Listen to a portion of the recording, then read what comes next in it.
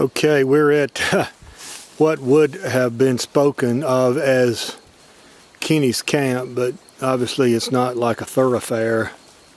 There are little smaller camps like this, for example, where people can come off. There's no trail back here. This is just kind of a ridge that has a flat little knoll.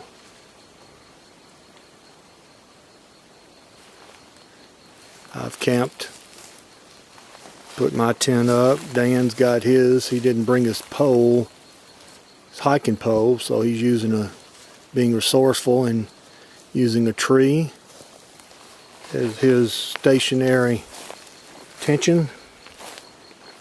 Great little tent there, Dan. Thank you. The flies are pretty strong. The gnats are strong. We're just waiting on the bears to come up. This is what they call grizzly maze. So we went, what, 10, 12 miles down, Dan? 12 miles a day. How much? 12. 12 miles. So we have only 6 miles to go. We'll probably be knowing that we're going to get up in the morning at daybreak, because there's no reason to stay in our beds, because we probably won't sleep at all tonight. We'll be up at daybreak. I'll have my coffee. Dan will have his whatever. Well, I'm going to have hot chocolate tonight. Maybe. I put some oatmeal in there. I don't think I put any hot chocolate. I wished I could. Do you have an extra one? No, I just brought one. Gotcha. Sorry. That's a little knoll over there that rises up. I wonder what that is, Dan. Yeah, I know. I'll have to walk out there.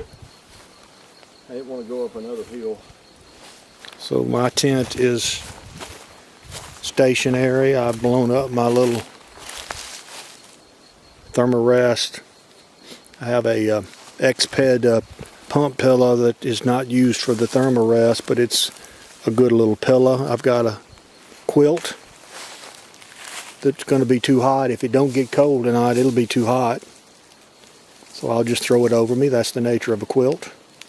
You also notice that somebody has got a fire ring here that they've used. We won't use that tonight because we're conscientious.